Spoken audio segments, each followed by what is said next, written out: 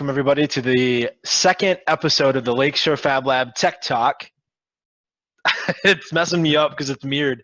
My name is Chris Kaminsky, and traditionally I run the Lakeshore Fab Lab, and that is a community makerspace in Muskegon, Michigan, where you can come be a member, pay a membership fee, and take a class, learn how to use a laser, 3D printer, CNCs like you'll learn about today, and just generally be a part of a really cool community. You know, the connections that I've personally made and everybody else involved is it's really a big, one of the big key factors of a space like this. That's super powerful. And we'll talk about that a lot tonight. So my guest today is Erik Peterson. And Erik, go ahead and introduce yourself. Okay. My name is Erik Peterson. I started volunteering with the Fab Lab this year. Right around the start of the year is when I got involved pretty good. And I got a bit of a presentation here for you, give you some insight into what we can do at the Fab Lab and some of the equipment and some of the stuff that Chris and I have been involved with during the COVID pandemic that we're all having to live our lives through right now. So should I go ahead and throw the screen up? Yeah, go ahead. All right. I do believe that's the right one. Here. Just don't be sharing anything that has your bank account number.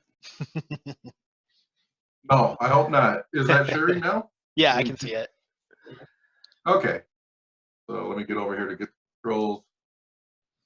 So again, we get my name's basically Erik Peterson, a little bit of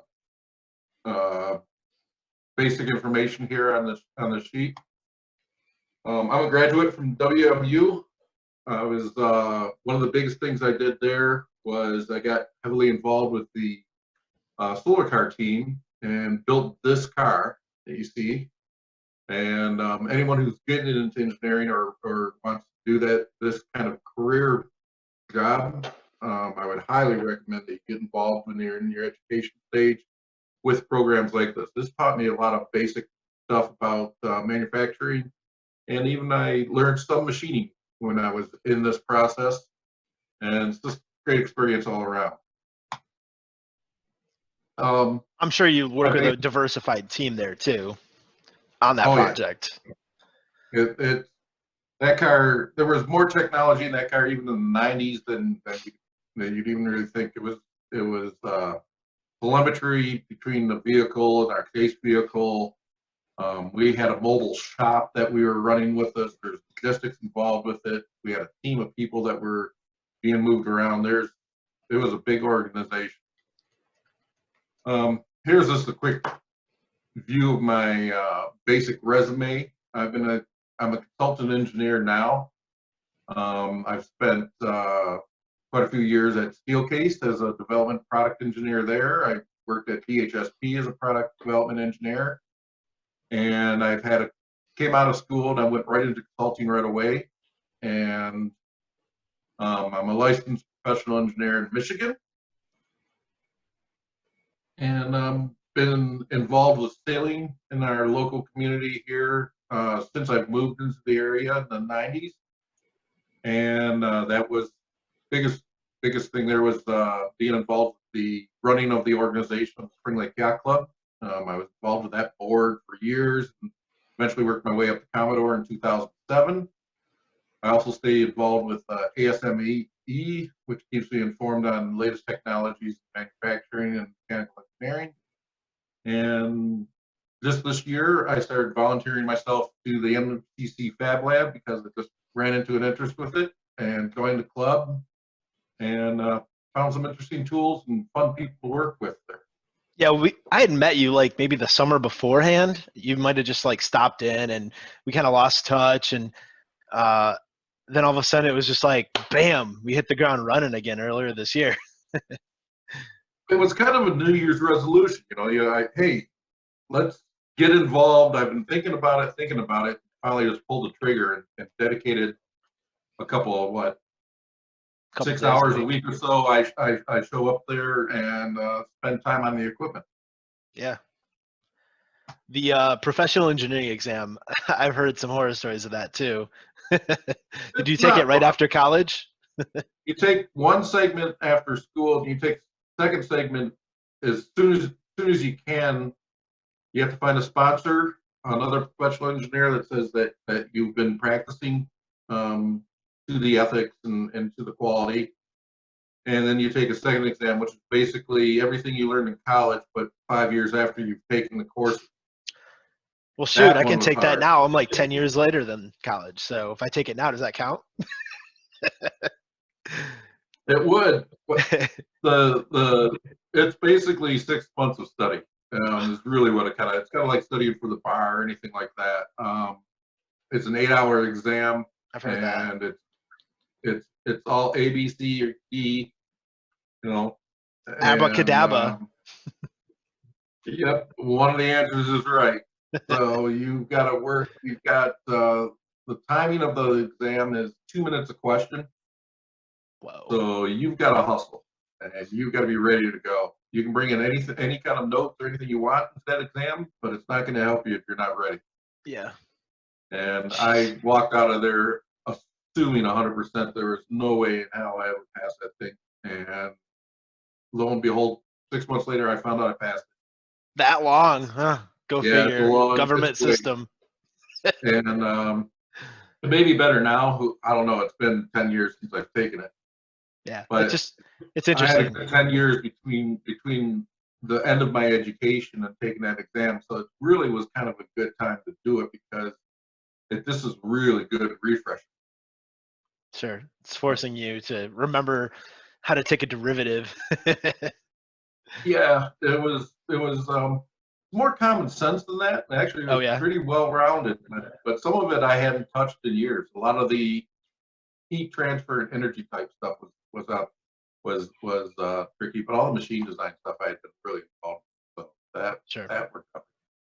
Well, cool. It's interesting because it's probably about maybe 10, 20% of people from my class that actually took it, and Mhm. graduated in 2012. And I'm not sure if it's like a huge thing anymore. Obviously, if you want to run your own company, it is. But yeah, That's really the reason I got it, so I could hang the engineering logo on my business business stuff.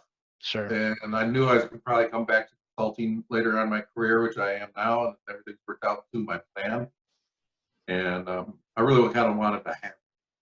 So for me, it was worth it. If you're Awesome. planning to stay in with one company, it's not going to get you a big raise or anything like that, but it does give you the ability to be licensed in a state.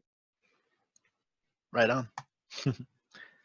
Um, Being involved with the West Michigan sailing scene, a lot of this is Muskegon Lake. I'm now working as a semi-professional photographer too in the summers, and go out and do a lot of photography. And really gotten into it. I've raced all these boats at one time or another, so I know my way around the race course where these guys are.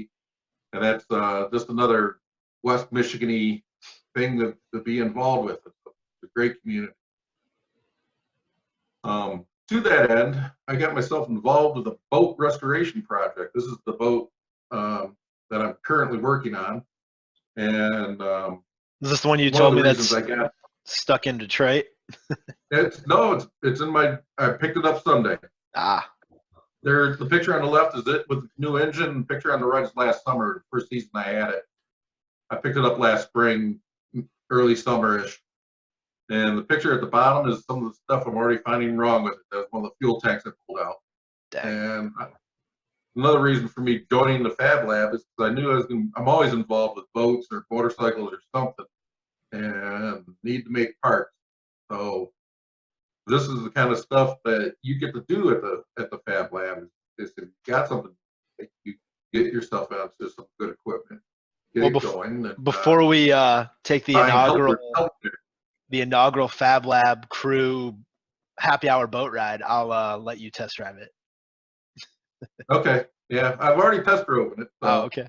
we're it's getting closer. I got a couple little things to do, and it's gonna be a progress of years. This year, I'm gonna get mechanically and electrically everything sound, and then next year I'll do something else. And the year after that, I'll do something else. I don't have that much work this year to do. I'm keeping it to, I don't want to spend my whole summer working on the boat. I want to use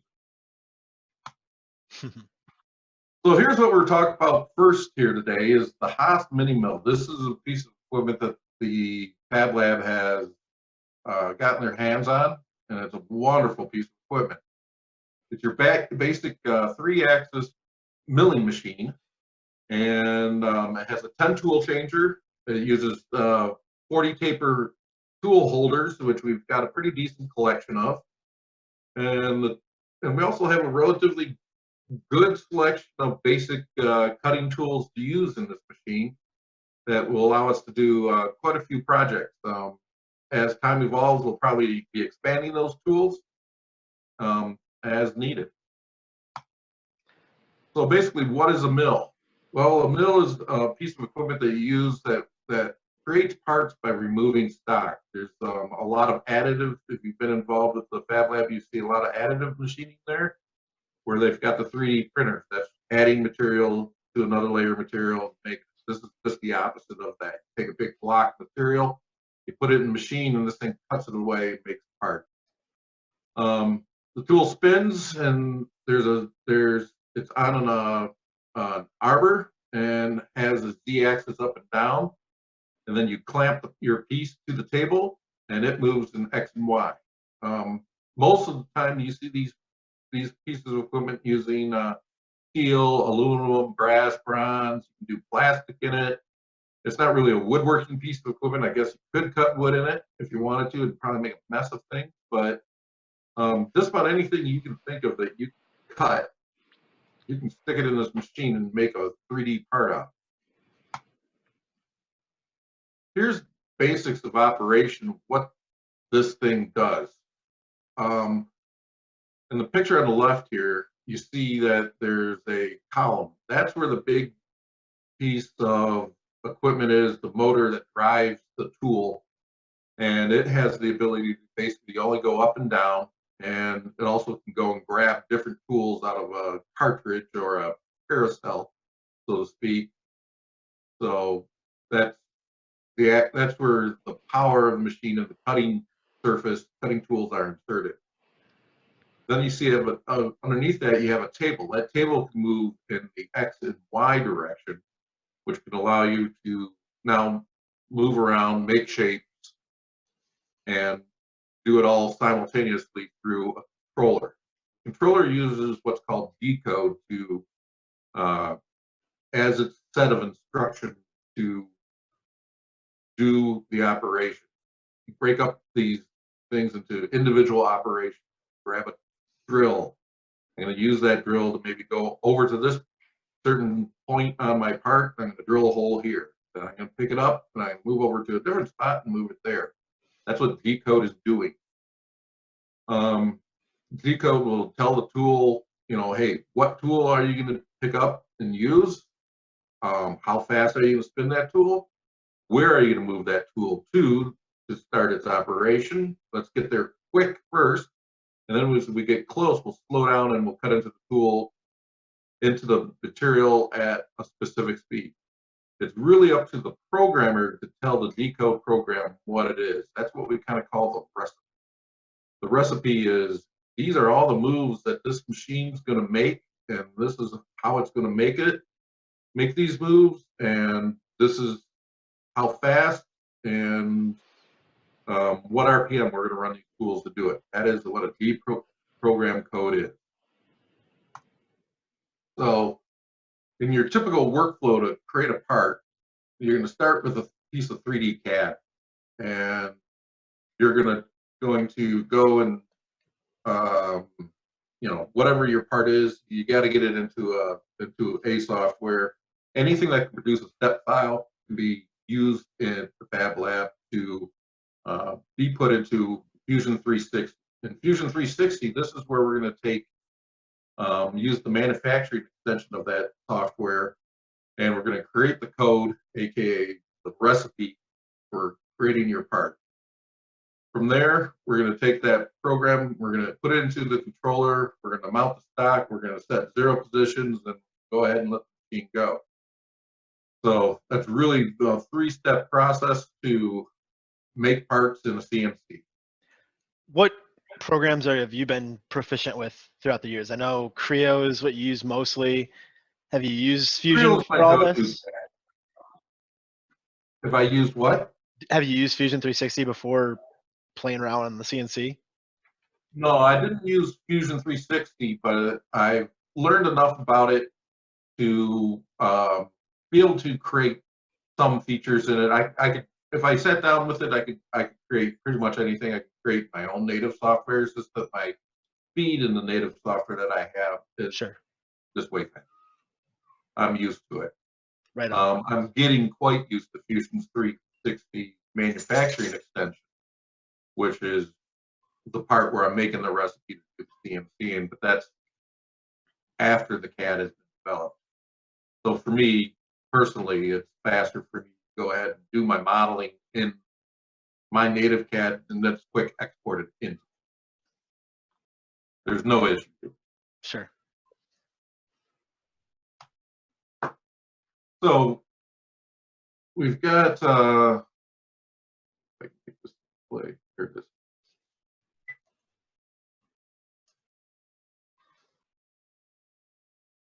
Okay. So this is basically what you're doing in Fusion 360. You're basically simulating all the cutting moves that you're going to do in a part.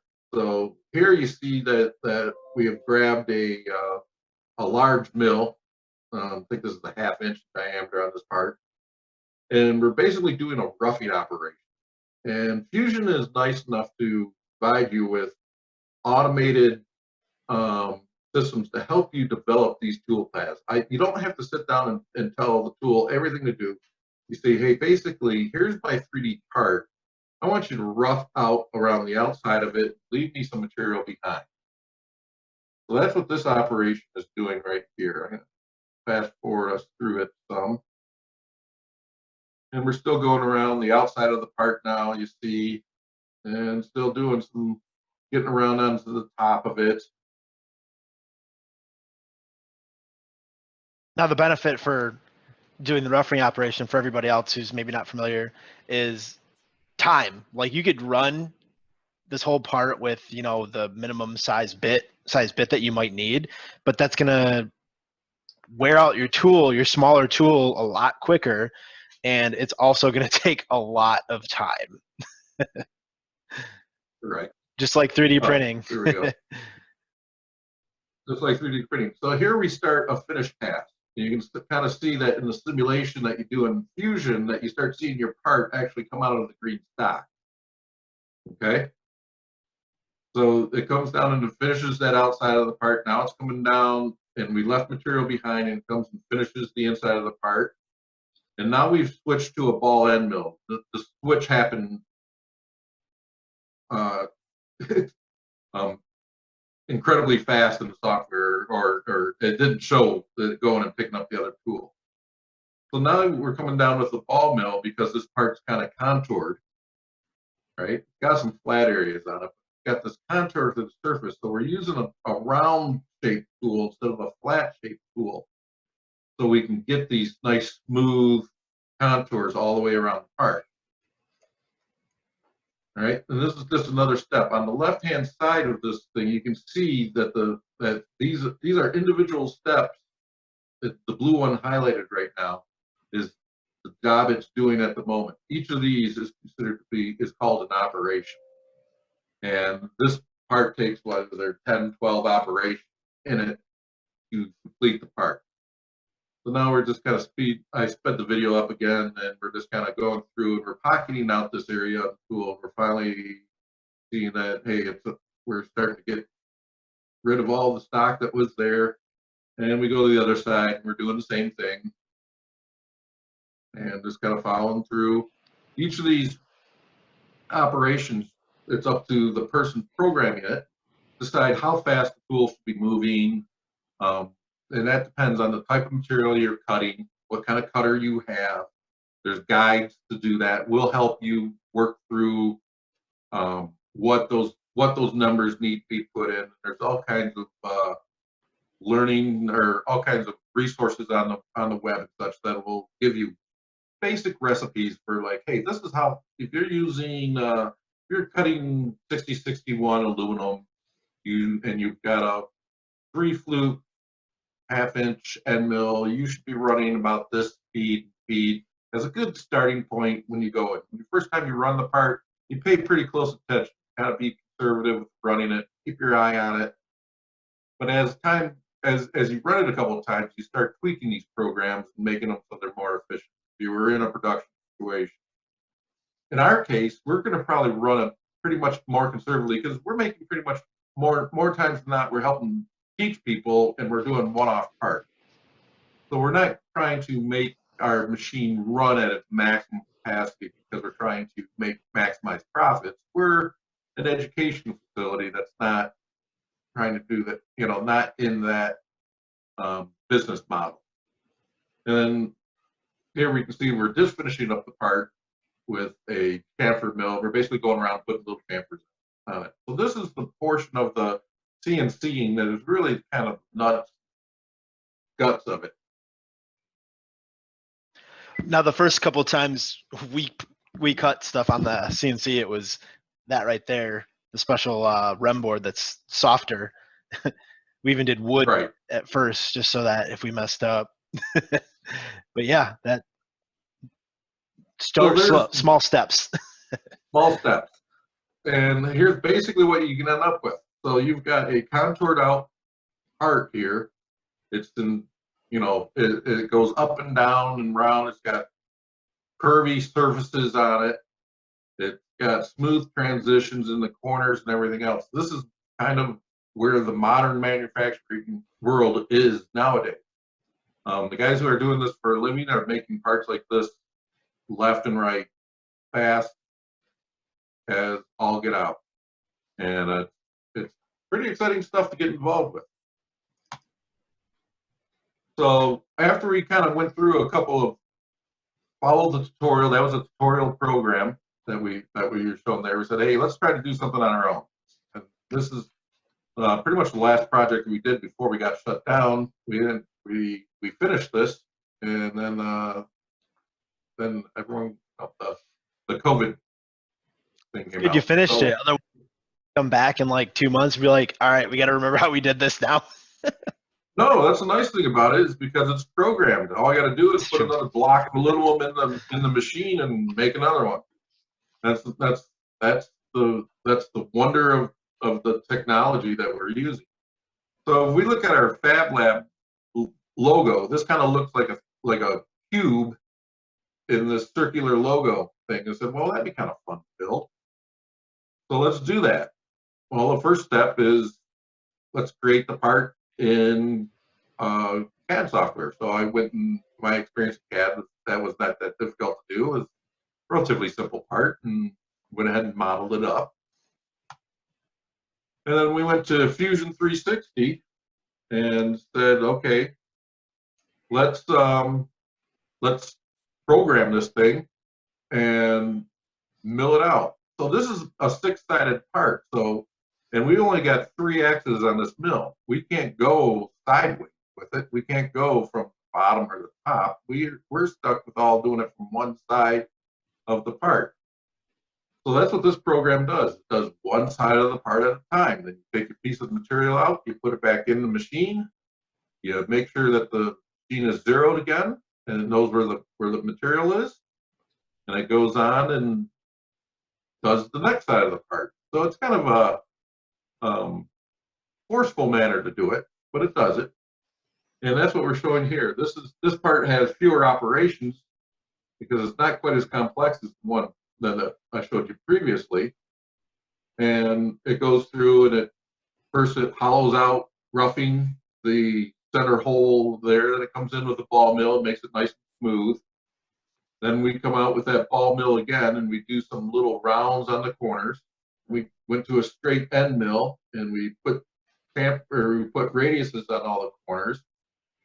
Then it picks up a smaller end mill that can fit into this little slot in the center there it's doing right now. And it does that little slot. And there's some surface features inside here, so I have to go kind of slow in there and get these surfaces done. Then after that, he goes and grabs a chamfer mill and goes around the outside of the part and puts a nice chamfer on the part. So, and as a different operation, oh, pardon me, as a different operation in this thing, at the second half of it, we can kind of take this thing and engrave the logos onto it, and we can do this. This was just for us to learn how to do the logoing, and we were kind of interested in figuring out how to do it.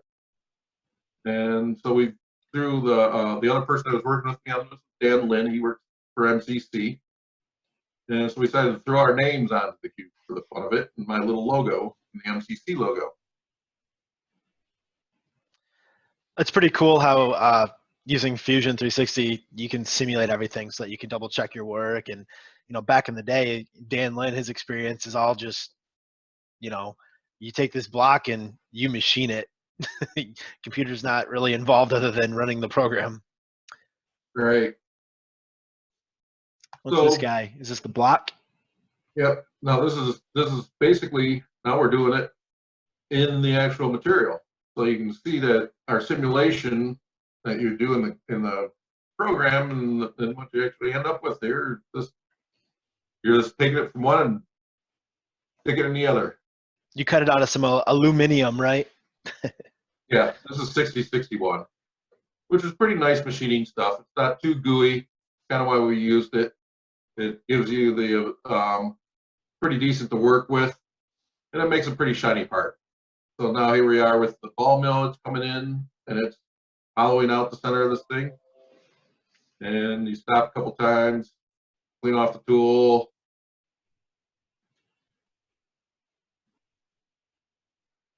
It is not a hands-off procedure. You gotta watch these things, especially when you're first running them. Yeah, because there was a couple times where it did some things that you guys were like, "Oh boy, slow down." Yep. But we've learned our lessons, and that's what, you know, now we're ready to spread those lessons on to everyone else. And we can kind of skip past this because it gets kind of redundant. You've seen this operation already twice. And then there's your finished product. That's kind of what we ended up making. So it's a pretty neat little piece. It's a paperweight piece. It's nothing that's all that functional, but it was fun to learn and fun to do. And that's really where we ended up with the Haas at the moment. So if you're interested in learning about this, we're going to send you off on a few different things here. One is the Titans of CNC Academy is probably it's the way I've kind of started learning how to program CNCs, and it's very good. They've got a learning block program where they run you through a video, and they're using Fusion 360, and you can go, and the videos actually will take you through every step you need to do to model, to program the part in Fusion. So I, working my way through them, I learned a couple of tricks about watching these. Is basically you watch. The best way to learn from these things, because they kind of talk quick and they move fast, is just watch it go through the video once. Each video is maybe 20 minutes long. And then watch it again and pause it as you watch it. Start taking some notes on the settings and the numbers that they talk about in it, and take some notes to remind yourself. Then go back and start doing it yourself. Recreate what you just saw in Fusion and do as much as you can without having to go back to the video. It's really a good way of learning this. And then practice, practice, practice. Keep on. They've got their first basic one is nine different examples. We've got the materials at the Fab Lab. We've got the tooling at the Fab Lab to do all of these. It's they're not that hard. They take a little time for you to work your way through. But if you came in and said, "Hey, I've spent some time on my own. I've gone through these," we'll review with you the program that you've created. We'll check the speeds and feeds and everything else, and work with you to get this into the machine and get you practicing. There's just an enormous amount of resources on the web for you to learn CNC machining at no cost to you. The Fusion software doesn't cost anything. You can get a good, decent copy of Fusion 360 as an educational use. We'll have everything you need in it to do this.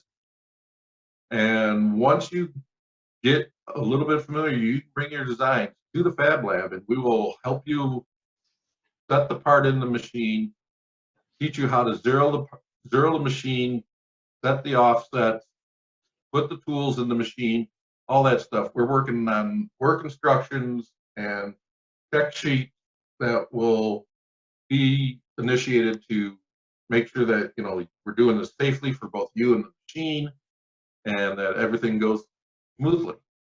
So that's the resource that we have at the Fab Lab. It's pretty crazy that like Titans of CNC, like when you go to their website and you go to click and like you start browsing around and seeing the lessons, you're like, all right, at some point it's going to ask me for a credit card. No. Oh my gosh, it's giving me all this for free? Yeah. And as you start looking around and start getting developing an interest in kind of stuff, it's the machining community seems to really take pride in teaching others and teaching, expanding their knowledge base. You're in forums and whatever groups I've joined and participated in, through Titans and through a couple of others, every time I've asked a question, I've gotten more than plenty of answers. You just got to take the step to initiate it, and people will help you out. They've all been there before. Everyone's been a rookie machinist at one time or another, and they understand that there's hobbyists out there, and that's kind of what we are a little bit. We're not a manufacturing facility, but they're like, this is great. You're teaching people to trade. We need people in these trades. So it's really, really positive. It's the only experience I've ever had with asking questions of others. Sure. Do any of you have questions on this? Jeremiah, his question is, are all the is the tooling basically the same for a lot of what you're going to machine? Like if he wants to machine Delrin or move to like aluminum, is that the same tool? And in my experience, between for plastics and aluminum, you use very similar tools most of the time. Certain plastics are going to require us to think about getting some other tools. It really depends on the specifics. If we were doing production type stuff, yes, you would definitely almost have tools for each different type of subgroup materials, major group materials, and depending on what you were doing. If it's a one-off type of case, we may just use a tool that might not be optimal for a material, but it will cut it fine. So right.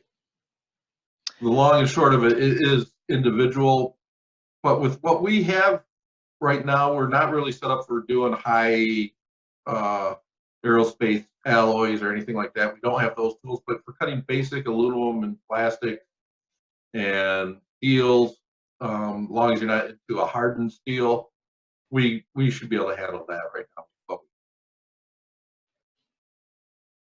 Cool. I didn't see any other questions. Oh. Okay. So I'll kind of move on a little bit. Sure. Another thing that the Fab Lab does is we also help out our community, and Chris has really been a rock star in this. But he got involved with printing face shield or printing the frames, 3D printing the frames for face shields to aid in the getting PPE equipment out to our frontline hospital and medical professionals are having to be right in the middle of this whole pandemic. And just so everybody knows, it was Chris personal, not Chris Fab Lab, as in Chris in his maker lab at home, because everything's closed right now. We can't use any of our facilities. But the only reason we had the connection was because you came in and started helping me out at the Fab Lab, and I'm like, hey, this guy knows how to do this stuff. Right. Just wanted to So have that. Just put that disclaimer out there so I don't like get fired yes, tomorrow. this was not a fab. This is Chris and I and a host of other volunteers that got involved with this, and this is just kind of part of the community that these are the type of people that are at the lab. Well And put.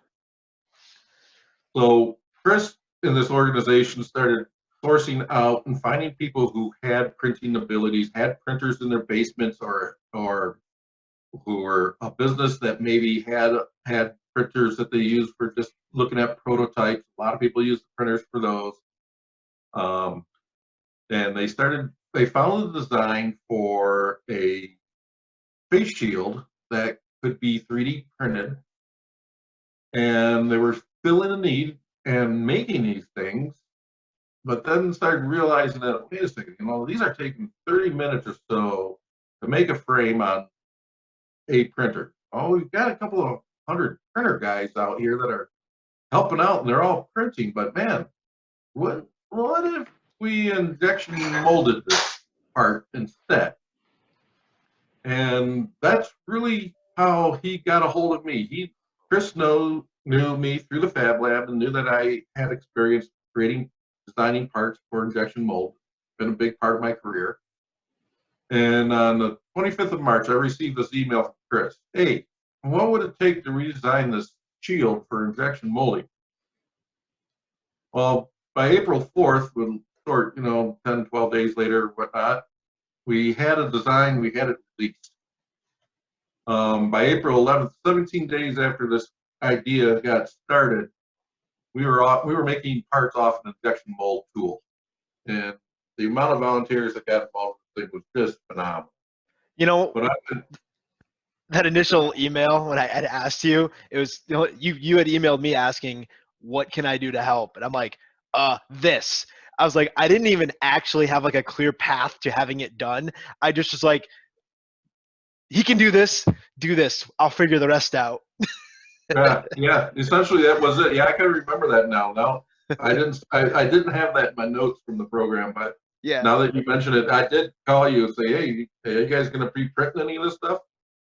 And then we got started on it, and we went a totally different direction. That, well, let's see if we can't mold it. You know how to do that, right?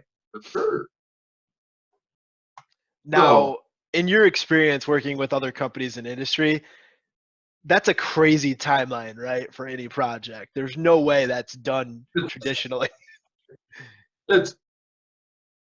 You're looking at 5 or 6 weeks after you have a design released. I've seen designs take, well, when you're starting from something scrap that you never made before, never do it, your typical cycle time in automotive is 18 months-ish, from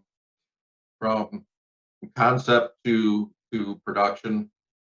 In the furniture world, it can be anywhere from 6, 8 months to 2 or 3 years, depending on the complexity of the stuff you're doing. So, and how much it goes through revision. So doing it in 17 days, unheard of.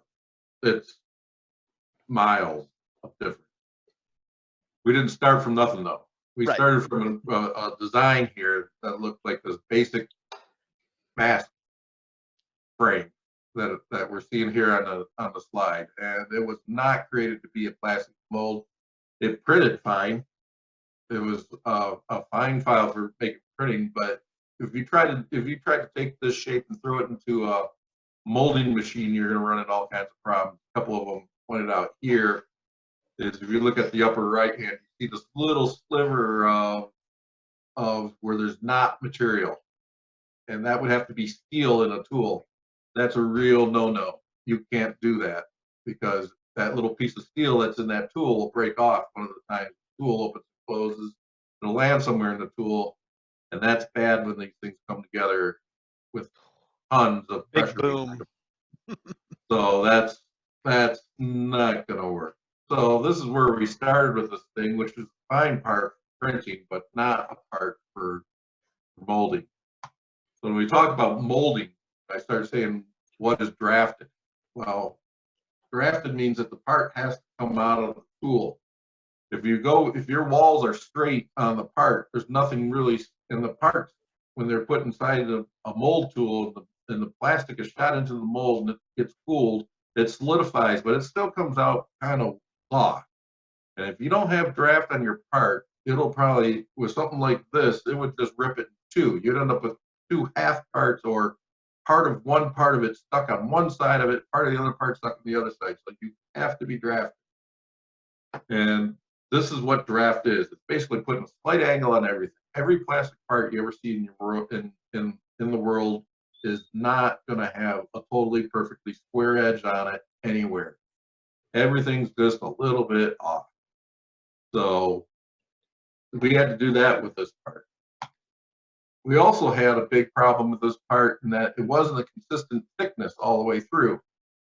And what plastic does when you stick it in a mold and it starts cooling is it starts to form a bit of a crystalline structure inside it, and it shrinks.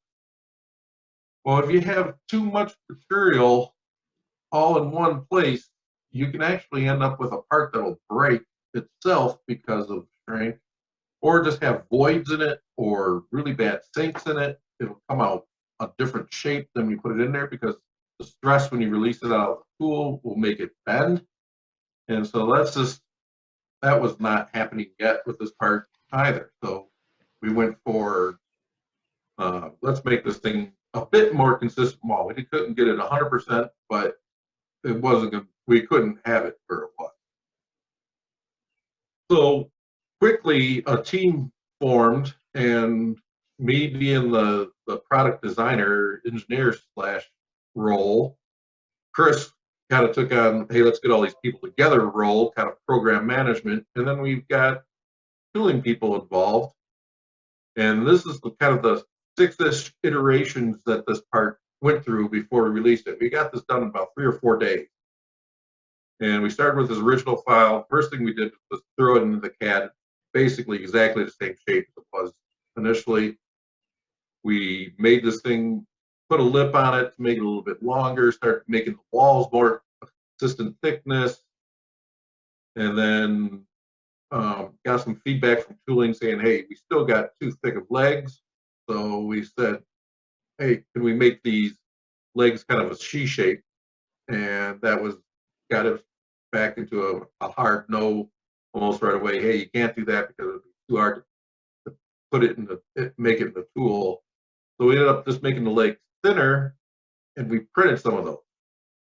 And someone went out and volunteered their printing time and printed up one, and we got a hold of it. And it was like, man, this thing's a little bit too flimsy.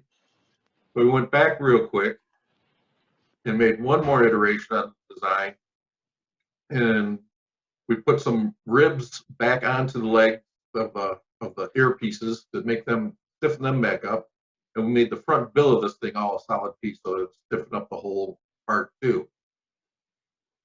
That worked. That was fine. Everyone agreed to it. That's where we landed. Like, all got done in just a couple of days. Yeah, it was kind of scary because it's like I felt the weight on my shoulders of a $10,000 donated tool, and I'm like, we got to get this thing going. But like in my mind, I'm like, we need to like have like test users and all this stuff. But ultimately, we ended up just saying, all right, everybody, let's go with our gut feel on this thing. That's essentially what we did. And the one print revision that we did was actually brilliant. And that was the right time to do a print, get something on your hands on it before we kicked it off, and that worked out beautiful. And that's the real wonder of the print world. That is irreplaceable nowadays. It just saves you so much effort. Here's our final design. Yeah. Yeah, because once you go making a tool, you don't want to go unless you really have to, or something else outside of the one part design changes that another part has to react. Is when you get into tools. So here we are. Here's our basic part. There's a couple of cross sections you can see on this thing a little bit into it. you can see that even though we do have some changes in thickness, it wasn't near as drastic as once was. And all of this is now being able to be machined like the machining that you saw earlier in this presentation, with a tool that is just under 100 thousandths in diameter. Getting any smaller than that gets really difficult to work with, and really slows down the process, or makes you do your machining by EDM or some other method that is way longer. We wanted to be able to open and close, make this tool open and close with just using standard milling procedures instead of getting into the fancy stuff that takes longer to do. Right, and more hands touching anything like this, like that just adds more lead time. So Yeah, yeah, and it was just, we wanted to be able to make a tool in a weekend, not a month. that's And pretty cool. that's so the manufacturing process was really driving a lot of design decisions. Sometimes that's the case, and good design is always the case. Sometimes it is. Sometimes you can find yourself in positions with a part design that you can't get away with doing it the easy way. You have to go with difficult methods because the function of the part requires. Sure. In this part, the function is simple enough that we could go the easiest routes to get there. We convert the design to make it easy to make, not have that battle. So here's a picture of the injection mold tool when they first got it finished, and you can see it's basically the inverse of the part. And you see the runners running through it. It's a very simple gating system. Our first parts off the tool that we made, and you can see that they're still connected to the gate. You might be familiar with this from seeing like models, stuff that you had as kids. Oh yeah. Right? And it's actually the same type, essential type of system. And then there's our happy maker with his brand new face shield. That was like number 2 or 3 off the tool. So that was something else. Yeah, if anything, it shows. Yep, there's Erik's contact information. Oh, that's okay. I'm gonna stop. I'll stop your sharing. So if anything, it shows. okay. You know, we couldn't directly be involved with the Fab Lab as a space to, you know, try to save the world, but it just goes to show that, you know, by learning a CNC, by learning 3D printing, by learning these different types of technologies that we pretty much all used in this, you know, or had some like, you know, a taste for them in this pandemic, like crisis response stuff. You know, the possibilities are endless. Like I never thought I'd be working, you know, with like you on getting a plastic injection mold tooling made. Like we left the Fab Lab, I was like, well, I guess I'm just gonna twiddle my thumbs. But Well, it turned out to be really fun. It was a great project. You know, it's awesome to have that community, and just yeah, it's very cool. That's the biggest thing I try to tell people is like, you don't know what's gonna happen until you kind of jump in and get involved. You know, people think of like the Fab Lab and other maker spaces as being a space, and it's really more about the people involved. So, yeah. I agree. Anybody have any So questions? it's a good place.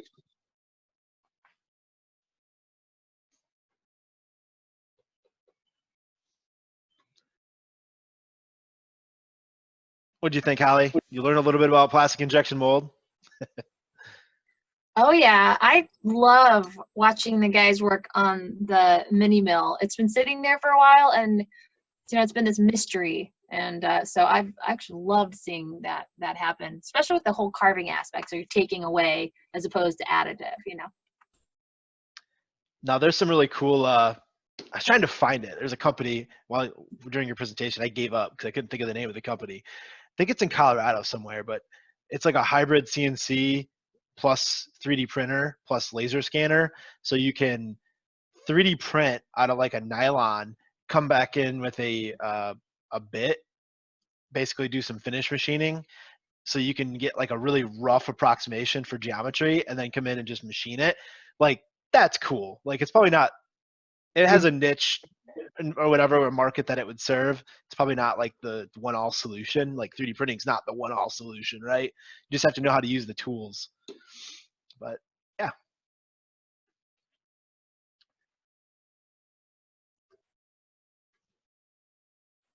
I will. Okay. I have another thing though that I think is really cool. I have a question. So do you commonly refer to the part, so the code, the program that you're using, the code that you're using, do you commonly call it the recipe? Because that's an excellent idea. It is in the trade groups. Yes, it's kind of a slang nickname for it. I think it's kind of cool too. That's why I like to use it. It's a recipe of moves you're going to make your part. Yeah, because there's a bunch of recipes that can turn out a similar product at the end, but the tweaking you guys are doing all the time to it, I think that's a great way to describe it. And so when we're talking about the mill and tours and things like that, thank you for sharing that, because that's, I think, real helpful for helping people get started and understanding what that process will be looking like for them. Recipe. Right. Yeah, and the process is, it's not simple. It's not my thing just changed, but it's not a simple process, but it's doable by anyone. I had no clue of how to do any of the CNC stuff. Yeah, I knew my way around machining, I knew what it was, but the actual execution, I didn't know.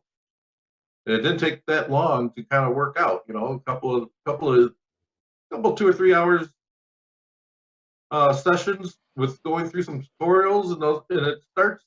At first, it seems very weird, but it starts to make sense in a hurry. It's not as hard as you first think it would be when you first started. As you do it just a little bit, a couple of practice rounds, and you start really gaining the hang of it. It's not that bad. They always say the best way to eat an elephant is one bite at a time. Yeah. Can you see my screen? When you first started, it seems a bit daunting, but you get over this hump pretty quick. It's got a steep learning curve. Yeah. Can you guys see the MCC you start screen? Getting skills fast. It's not really. Yeah, just see your the Fab Lab website. No, okay. Yes. All right. So this is just showing everybody. LakshoreFabLab.com takes you to our website where you can check out other e-learning opportunities. So this is going to expand as well. Oh, there's a couple. I didn't add our Wednesdays on here. Well, there's a couple that will be changing in the future as well. And this is the Titans of CNC website. So these are the building blocks that he talked about. Now, if you do that program, you can pretty much, build every block here. This is the one we built. As you probably recognize it. And we also built this guy right here. But yeah, it basically teaches you all different kinds of operations and whatnot. It's pretty sweet.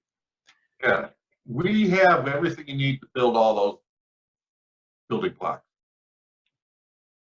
Boom. Then you can be an amateur machinist. Right. And it won't take, you work your way through a couple of those, and you'll be surprised how much you learn. It's incredible. The Fusion is very intuitive. It's a good system, and it won't take you long. And not that you're gonna be a master machinist right away, but making things in the 3-axis is what we have. You'll be able to make them. Or at least even speak the lingo to people. Like if you're working at a company that you interact with machinists and engineers all the time, like you just start dropping machinist terms on them, they might respect you a little bit more. It's a good skill to have. Cool. All right. And if you need a part for your boat, and your boat's 50 years old, you might be able to make it. For sure, man. I can't wait to see that. you machine some boat parts. So yeah, I guess I don't see any other questions. So we can call. I was going to ask a question. Oh, what's up, Karam? When you mentioned doing things for a boat and the types of materials that were available, most of the stuff on my boat tends to be stainless. But if you're machining parts, what can we machine out of that's tough and useful on a boat on that mill? Not a ton right now because we don't have, no problem, that mill will do stainless steel. It's just a matter of the tools. So if I was going to do a stainless steel part, I just have to get tools to make the part. And that's really the only limiting thing. Now, for the only programs I've got going on for the boat parts right now is actually considering making some backing plates, which I just make out of plate aluminum for backing plates for other pieces of hardware that are under the backside of hardware that's on the deck. So that doesn't have to be stainless steel. That can be aluminum, will work fine for that. Gotcha. And I, obviously have seen plenty of cleats for boats, and they're beautifully shiny when they're ready to go on the boat. What level of finish will the machine actually make for you? You can get a mirror finish on things. It all matters knowing your recipe well enough and working it, and going out and looking up when you want to get into really good surface finishes. Now you need to go talk to the actual manufacturer of the tool, and they will give you guidance on what you set your speeds and feeds at to get into more optimal surface finishes. They are really the ones that hold that knowledge. And now you as the machinist have to work on, how am I clamping the part in the tool so it's steady? How am I clamping my tool so it's steady? And I am actually able to keep things from shattering or moving around. That's what will hurt your surface. So if you're running your tools properly and you're following the guidance of the tool manufacturer, you'll get really good surface. Keeping your tool sharp, only using your tool for finishing, that last finishing, only using a brand new or newly sharpened tool for those operations. That's the art of the machine world, is knowing when to use what tool to get what you want. That makes sense. Thank you. We'll have Carm, and they're making bike parts, guys. Cool. All right. I think that'll do it for now. All right, everybody, if you're watching this now or after when I post it to YouTube, every other Thursday, so bi-weekly Thursdays, 6 o'clock for an hour, join the Lakeshore Fab Lab and crew, and we'll talk to some cool and interesting people. Thanks, everybody.